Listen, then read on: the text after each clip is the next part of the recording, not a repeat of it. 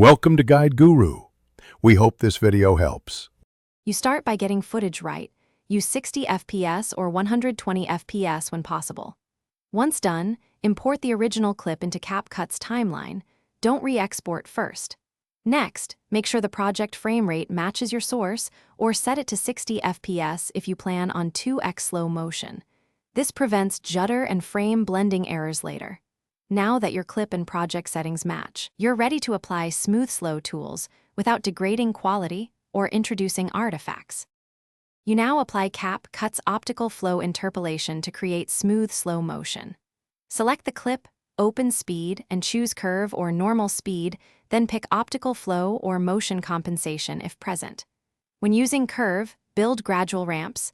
Don't drop speed from 100% to 10% instantly, because slow ramps give the algorithm more real data to interpolate. Once applied, preview at full playback speed and watch for ghosting or warping. If you see artifacts, ease the ramps or reduce slow percentage slightly for cleaner motion.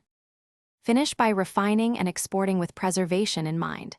You should stabilize only after smoothing to prevent compounding interpolation. Set export frame rate and bitrate to match the project. This keeps the motion consistent. If you encounter warping or weird ghost limbs, reduce optical flow strength, shorten the slow section, or instead slow in 2 stages, first to 50%, then to the final percentage to give the algorithm better reference frames. Finally, test export on a short clip to confirm the smooth result.